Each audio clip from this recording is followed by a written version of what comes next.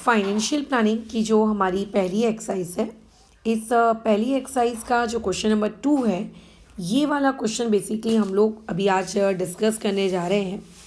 बहुत ही इजी सा, प्यारा सा आपका ये सवाल है। देखते हैं इस पर्टिकुलर सवाल में क्या पूछा जा रहा है।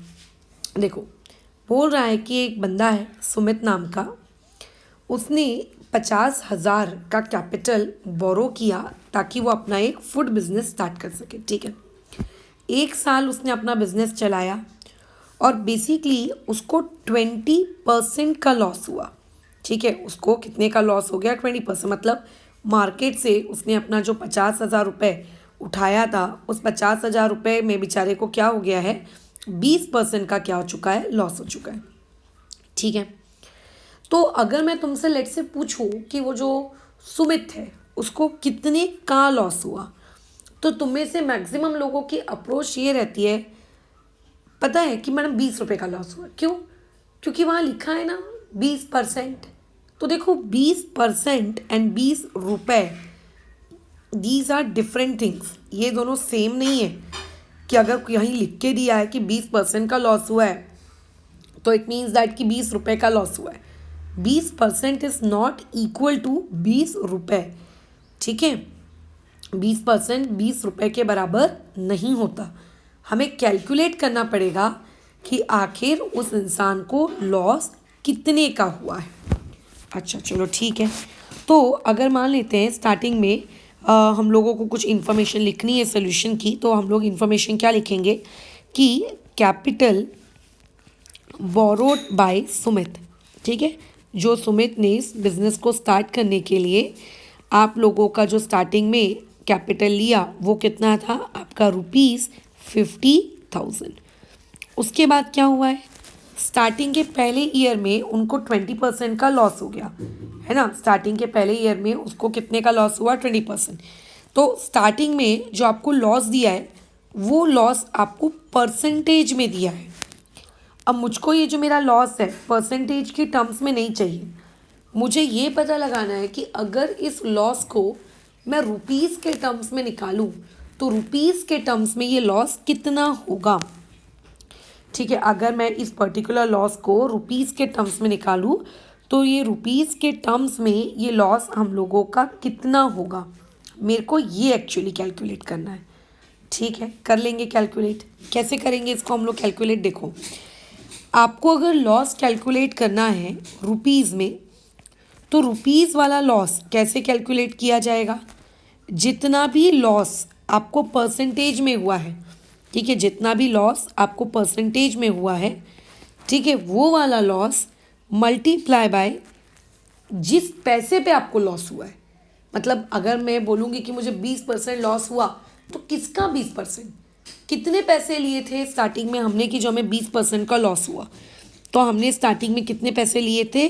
50,000 रुपये लिए थे। तो उस 50,000 रुपये का 20% का हमको क्या हुआ है? लॉस हुआ है।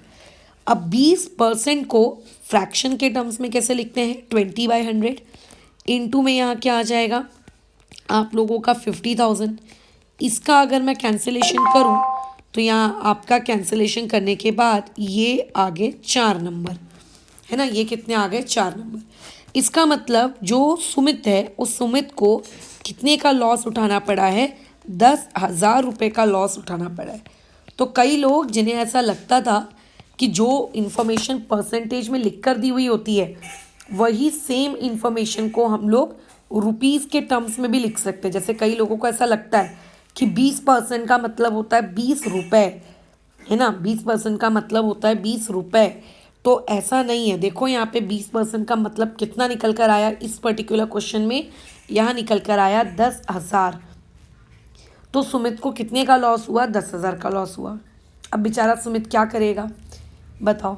तो सुमित ने आगे सोचा कि ठीक है, एक काम करते हैं, मेरे को फूड बिजनेस में क्या हो गया? लॉस हो गया, कोई बात नहीं। अब मैं काम करता हूँ, मैं एक और नया बिजनेस शुरू करता हूँ। अब नए बिजनेस के पैसे कहाँ से आएंगे? तो क्वेश्चन वाले ने ये कहा कि ही इन्वेस्टेड द रिमेनिंग कैपिटल, मतलब लॉस होने के बाद जो उसके पास कैपिटल बचा। ठीक है, तो आप मुझे बताइए कि जब उसने बिजनेस को शुरू किया तब उसने कितने पैसे जुगाड़े? तब उसने 50,000 रुपये को इंतज़ाम किया। ठीक है, अब 10,000 का बेचारे को लॉस हो गया। यानी कि अगर कोई तुमसे ये पूछेगा कि सुमित के पास जो रिमेनिंग कैपिटल है वो रिमेनिंग कैपिटल कितना है, तो हम कहेंगे कि सुमित के पास रिमेनिंग कैपिटल है 40,000 का। ठीक है, कितना है उनके पास रिमेनिंग कैपिटल? 40,000 का। ओके, क्या किया उसने इस रिमेनिंग कैपिटल का? इस रिमेनिंग कैपिटल से उसने एक नया मिठाइयों का बिजनेस शुरू किया और उसको प्रॉफिट हो गया कितने का? 5% का। कितने का प्रॉफिट हो गया उनको? प्रॉफिट हो गया 5% का। खैर ये तो बहुत अच्छी बात है कि फूड बिजनेस से बेचारे को लॉस हुआ और उसके बाद उसने 5% का क्या कर लिया? प्रॉफिट कमा लिया। तो अगर मैं तुमसे पूछूं कि बताओ सुमित को कितना प्रॉफिट हुआ, तो गलती से ये मत बोल देना कि मैडम सुमित को 5 रुपये का प्रॉफिट हुआ। क्यों क्यों नहीं बोल सकते? क्योंकि परसेंटेज में दी हुई इंफॉर्मेशन कभी भी आप लोगों की रुपीस वाली इंफॉर्मेशन नहीं होती है, तो बिल्कुल भी मत कहना। ठीक है, तो अगर लेट से मेरा मन किया कि मेरे को ये कैलकुलेशन करके पता चाहिए कि सुमित का प्रॉफिट कितना हुआ है, तो पहले तो हम लोग लिखेंगे कि यहाँ पे सुमित ने प्रॉफिट जो गेन किया वो 5% का किया।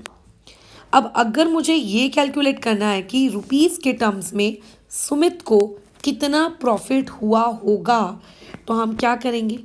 जितना भी सुमित का परसेंटेज वाला प्रॉफिट है, ठीक है, उसके साथ हम क्या करेंगे? कैलकुलेशंस करेंगे। लेकिन ये प्रॉफिट उसको कब हुआ? 50,000 की इन्वेस्टमेंट करने पे हुआ ये प्रॉफिट, या 40,000 की इन्वेस्टमेंट करने पर हुआ? मैडम 40,000 की इन्वेस्टमेंट करने पर हुआ। तो जो आप प्रॉफिट कैलकुलेट करोगे वो 40,000 वाले अमाउंट पे करोगे। अच्छा ठीक है, तो 5% यानी कि 5/100 मल्टीप्लाई बाय आपका 40,000। कैलकुलेशंस अगर मैं करूं तो ये दोनों ज़ीरो आपके कट जाएंगे और आपके पास क्या आ जाएगा? 5 4 20, फिर आपके पीछे में अगेन 2 ज़ीरो। यानी कि उस इंसान को कितने का प्रॉफिट हुआ है? उस इंसान को 2,000 रुपये का प्रॉफिट हुआ, जो कि खैर काफ़ी कम है, लेकिन चलो कुछ तो प्रॉफिट हुआ है ना। तो उसको कितने का प्रॉफिट हुआ? 2,000 रुपये का। हमने लॉस कितना हुआ था स्टार्टिंग में ये भी निकाल लिया, और नया बिजनेस स्टार्ट करने के बाद उसको प्रॉफिट कितना हुआ हमने ये भी निकाल लिया। बट क्वेश्चन में पूछा क्या है? पूछा है how much was his profit और loss computed on his original capital.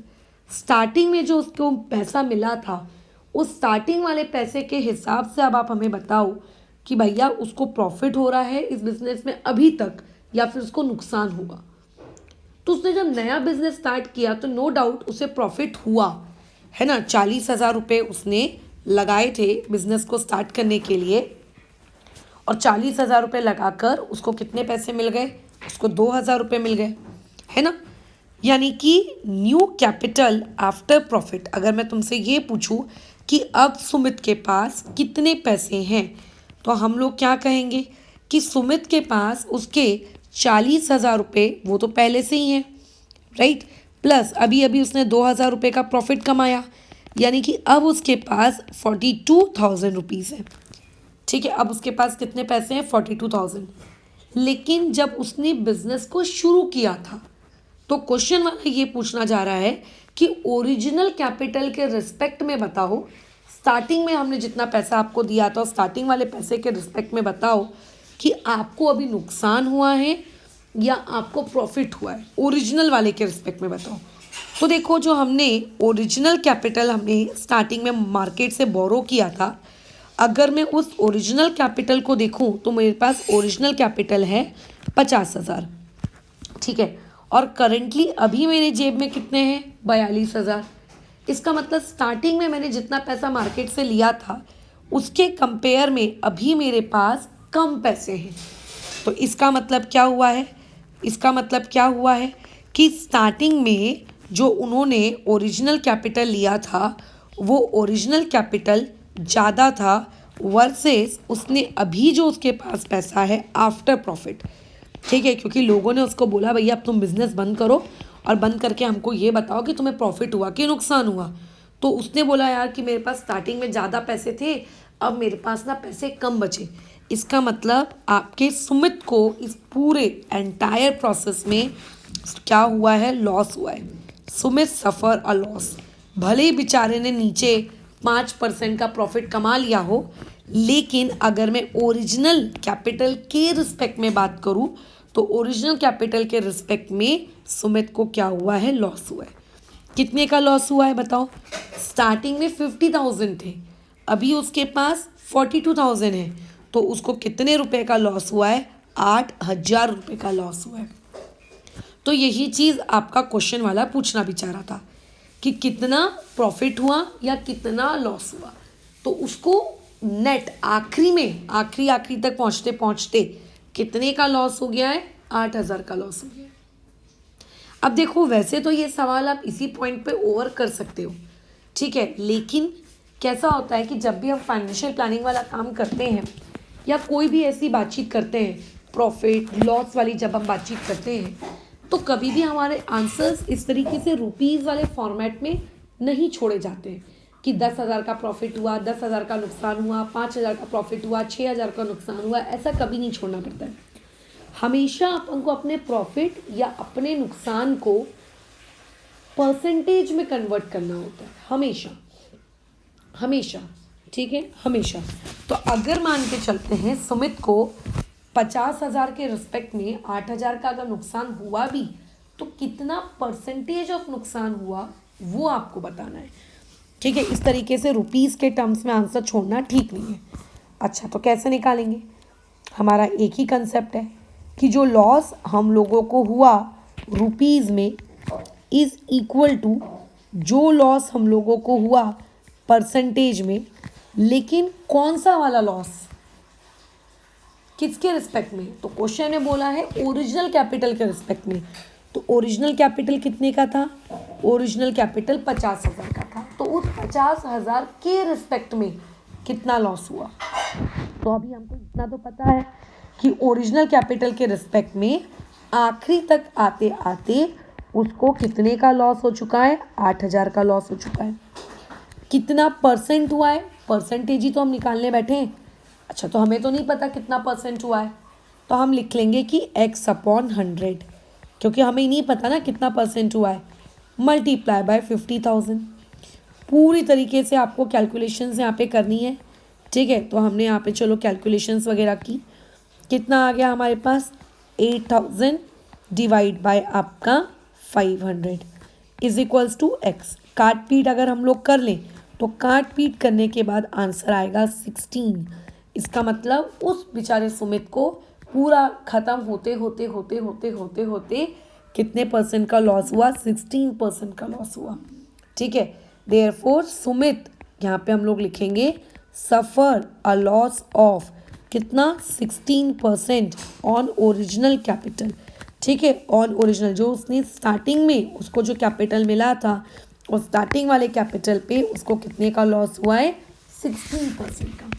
वैसे अगर आप अपने आंसर को वो 8,000 पे भी छोड़ देते ना, गलत नहीं था, बट उसको परसेंटेज में हमने कन्वर्ट किया।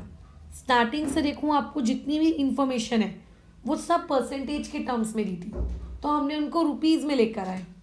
अब आपको सारी इंफॉर्मेशन किस में दी थी, आपकी फाइनल आपने जो आंसर लेकर आया वो कहाँ तक लेकर आए, रुपीज़ में लेकर आए। तो अब आपने इसको किस में कन्वर्ट कर लिया, परसेंटेज में कन्वर्ट कर लिया, ठीक है। तो बस फिलहाल अभी हम लोग ये डिस्कशन यहाँ पे रोकते हैं। बहुत ही प्यारा सा तुम लोगों का एक छोटा सा सवाल था 6.1 एक्सरसाइज से रिलेटेड, है ना, और जो कि इजी था, लेकिन कैसा होता है बड़ा सवाल देखकर तुम छोड़ देते हो, ठीक है। तो इसको हमने डिस्कशन कर लिए। नेक्स्ट वाले वीडियो में नए